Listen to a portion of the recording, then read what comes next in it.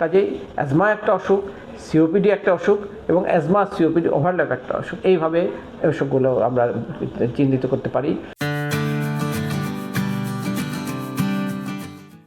COPD একটা শব্দ যেটার অর্থ হচ্ছে ক্রনিক অবস্ট্রাকটিভ পালমোনারি ডিজিজ।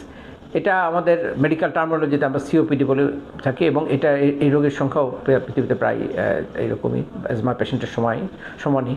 কিন্তু সিওপিডির চেয়ে যে শব্দটা মানুষের কাছে বেশি পরিচিত সেটা হচ্ছে ব্রঙ্কাইটিস বা ক্রনিক ব্রঙ্কাইটিস। ক্রনিক ব্রঙ্কাইটিস বলতে যে জিনিসটাকে বোঝায় সেটাও হলো আমাদের শ্বাসনালীর একদম প্রতিবন্ধকতা বা শ্বাসনালীর প্রদাহ বলা, যে প্রদাহজনিত প্রতিবন্ধকতা। কাজেই আমরা ক্রনিক অবস্ট্রাকটিভ পালমোনারি ডিজিজ বা সিওপিডিকে আমরা এটার আন্ডারে আমরা ব্রঙ্কাইটিস এবং এমফাইসিমা দুটো টার্মটাকে ইউজ করি। ব্রঙ্কাইটিসটা মূলত শ্বাসনালীর এবং এমফাইসিমা হচ্ছে শ্বাসনালীর সাথে আমাদের শ্বাসযন্ত্রের যে অ্যালভিওলাইগুলো এটা যখন আক্রান্ত হয় তখন আমরা সেটাকে বলি এমফাইসিমা। সো সিওপিডিকে আমরা দুইটা পার্টে ভাগ করতে পারি, ক্রনিক ব্রঙ্কাইটিস এবং এমফাইসিমা। দুটোতেই মূলত কিন্তু শ্বাসকষ্ট হয়। তবে এই সিওপিডিতে একটা মানুষের যে শ্বাসকষ্ট হয় এটা কিন্তু পাশাপাশি আরেকটি যে রোগ আছে অ্যাজমা, সেখান থেকে একটু ভিন্ন ধরনের শ্বাসকষ্ট।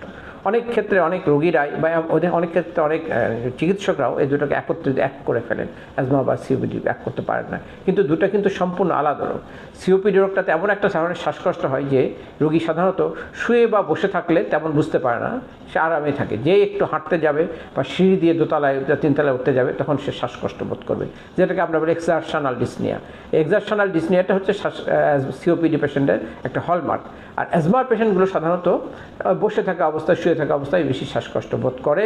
অ্যাটাক হওয়ার সময়টা শ্বাসকষ্ট হয়, অন্য সময় কোনো শ্বাসকষ্ট থাকে না। কিন্তু সিওপিডি যাদের ডেভেলপ করে গিয়েছে বা অ্যাডভান্স সিওপিডি, তাদের কিন্তু সারা বৎসরে এবং সব দিনের 24 ঘন্টায় সে কম বেশি শ্বাসকষ্ট বোধ করতে থাকে এবং এটা একটা স্থায়িত্ব লাভ করে। এটার মূল কারণ হচ্ছে শ্বাসনালীটার ভিতরে অংশ, বিশেষ করে আমাদের শ্বাসনালীর যে ব্রঙ্কিওল, এগুলোর যে স্মুথ মাসলগুলো এখানে ন্যারো হয়ে আসে বা চেপে আসা, ফলে এটা একটা স্থায়ীভাবে বাতাস প্রবাহে প্রতিবন্ধকতা সৃষ্টি করে।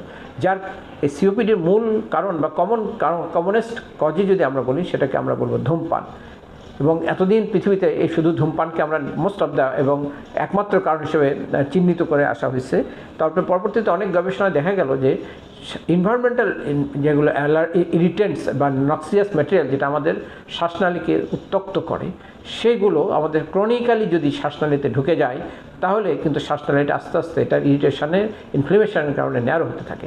ফলে শুধু সিগারেট স্মোকিং নয়, এর পাশাপাশি এনভায়রনমেন্টাল পলিউশনের যারা ভিকটিম তাদেরও কিন্তু একই অবস্থা ডেভেলপ করে। কারণ আমরা দেখেছি যে সাম্প্রতিক গবেষণাগুলোতে ধূমপানের ব্যাপারে প্রচুর প্রোপাগান্ডা এবং আমরা ক্যাম্পেইন করার পর ধূমপান কিন্তু সারা পৃথিবীতে অনেকাংশে কমে আসছে, কিন্তু তাতে সিওপিডির প্রিভিলেন্স কমে নাই।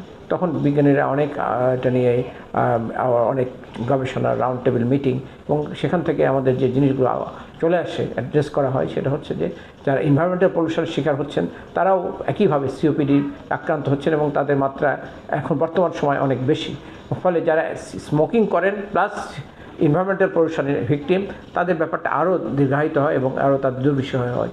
এবং কোনো ক্ষেত্রে আবার আমরা দেখতে পাই যে অ্যাজমা যে অসুখটা, অ্যাজমা তো একটা জেনেটিক্যাল অসুখ যেটা তাদের আর্লি লাইফ থেকেই থাকে, সেটাও এক ধরনের শ্বাসনালীর ইনফ্লেমেশন বা প্রদাহজনিত অসুখ। যাদের অ্যাজমা আছে সেই মানুষটাই আবার ধূমপান করলো 18 বা 20 বছর বয়সে এসে এবং সেও বা এনভায়রনমেন্টাল পলিউশনের ভিকটিম হলো, তখন এটা একসাথে হয়ে যায় অ্যাজমা সিওপিডি ওভারল্যাপ। কাজেই অ্যাজমা একটা অসুখ, সিওপিডি একটা অসুখ এবং অ্যাজমা সিওপিডি ওভারল্যাপ একটা অসুখ। এইভাবে অসুখগুলো আমরা চিহ্নিত করতে পারি।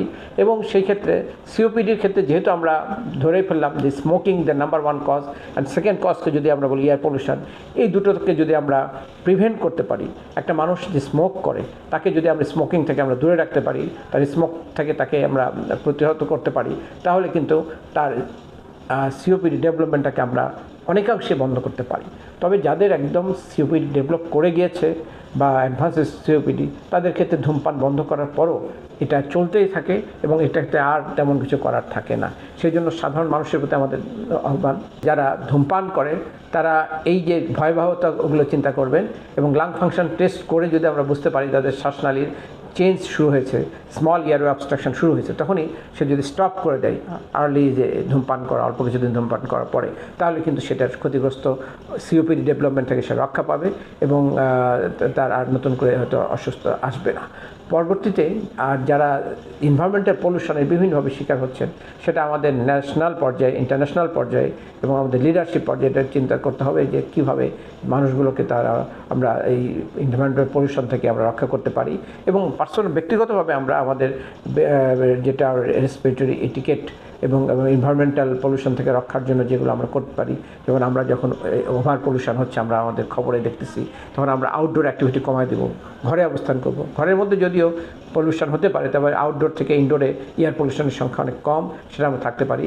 অনেক ক্ষেত্রে আমরা মাস্ক ব্যবহার করতে পারি এবং আমরা বিভিন্ন যে ভেহিকেল এবং কলকারখানা থেকে যেগুলো হচ্ছে এগুলো আমরা এটার এগেনস্টে ক্যাম্পেইন করব, আমরা আমাদেরকে গভর্নমেন্টকে আমরা এটার ব্যাপারে সচেতন করব এবং সার্বিকভাবে আমাদের জনসচেতনতা গড়ে তুলব যাতে এগুলো আমরা বন্ধ করতে পারি, যেন এয়ার পলিউশনটা থেকে আমাদের রক্ষা করা যায়। সিওপিডি পেশেন্টগুলো সাধারণত আমরা দেখি যে তাদের শরীরে কার্বন ডাইঅক্সাইড লেভেলটা অনেক বেশি হয়। শ্বাসকষ্টের অন্যতম একটা কারণ সিওপিডি পেশেন্টের, সেটা হচ্ছে অক্সিজেন নেওয়া চেয়ে কার্বন ডাইঅক্সাইডটা ত্যাগ করাটা তাদের বেশি কষ্টকর হয়ে যায়, অর্থাৎ ইন্সপিরেশনের চেয়ে এক্সপিরেশনটা বা শ্বাস ছাড়াটা বেশি দুর্বিষহ একটা সিওপিডি পেশেন্টের। ফলে এই পেশেন্টগুলো অক্সিজেন লেভেল শরীরে একটু কম তো থাকেই, বরং কার্বন ডাইঅক্সাইড লেভেলটা বেশি থাকে এবং কার্বন ডাইঅক্সাইড লেভেল বেশি থাকার কারণ তার এই শ্বাসকষ্টটা এবং অন্যান্য যে সিমটমগুলো সেটা দেখা দেয়। কাজে আমাদের যে পেশেন্টগুলোকে আমরা এই অক্সিজেন এবং কার্বন ডাইঅক্সাইডের ব্যাপারটা যদি আমরা নিয়ন্ত্রণ করতে পারি, আমরা তো একটা বললাম, প্রথমে বলেছি আমরা ধূমপান বন্ধ করবো, এনভায়রনমেন্টাল কন্ট্রোল করবো, পাশাপাশি খাদ্যাভ্যাসের মধ্যে কিছু আমরা পরিবর্তন আনতে পারি। যেমন যে পেশেন্টগুলো কার্বোহাইড্রেট জাতীয় বেশি খাবার খায়, কার্বোহাইড্রেটগুলো আমাদের বডিতে যখন মেটাবলাইজ হয় ওখান থেকে কার্বন ডাইঅক্সাইড প্রোডাকশানটা বেশি হয়।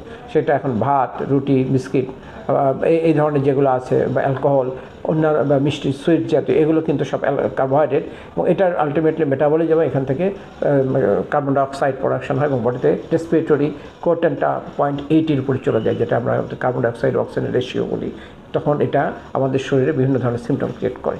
কাজে আমরা যদি কার্বোহাইড্রেট জাতীয় জিনিস কম খাই, পাশাপাশি এটাকে ওভারকাম করার জন্য, ক্যালোরি মেনটেন করার জন্য প্রোটিন জাতীয় জিনিস বেশি খাই, তাহলে কিন্তু আমরা আমাদের শরীরে যেমন এনার্জি বাড়াতে পারি এবং আমাদের কার্বন ডাইঅক্সাইডের পরিমাণটা কমাতে পারি। সো সেই জন্য সিওপিডি পেশেন্টদের জন্য আমাদের পরামর্শ হলো যে যখন আপনার নিশ্চিত হয়ে গেলেন যে আপনি সিওপিডি ডেভেলপ করছে, তখন স্বাভাবিকভাবে ধূমপান বন্ধ করতে হবে।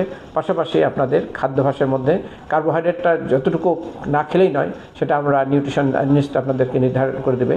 আর মোস্ট অফ দ্য খাবারটা আপনি প্রোটিন জাতীয় জিনিস খেতে পারেন। এবং সিওপিডি পেশেন্টদের ক্ষেত্রে আমরা একটা জিনিস খাবার ক্ষেত্রে স্পেশালি বলে থাকি, তারা প্রতিদিন বিকালে যদি 100 টাকা করে, আমরা স্বাভাবিক নর্মালভাবেই যদি 100 টাকা করে যদি বাদাম খাই, যে বাদামগুলো আমরা চীনা বাদাম হতে পারে, কাজু বাদাম হতে পারে বা অ্যালমন্ড হতে পারে, এই বাদামগুলো খাই, এটা তাদের জন্য খুবই একটা ভালো অবস্থা সৃষ্টি করবে। এবং এটার পরে স্টাডি করে দেখা গেছে যে সিওপিডি পেশেন্টগুলোকে আমরা যদি এইভাবে প্রতি বিকালে সময় একটা বাদাম সাপ্লিমেন্ট দিই, তাহলে কিন্তু নাট সাপ্লিমেন্ট দিই, তাহলে কিন্তু তাদের মাসকুলার স্ট্রেংথ বাড়ে এবং বডিতে কার্বন ডাইঅক্সাইড লেভেল কমে যায়।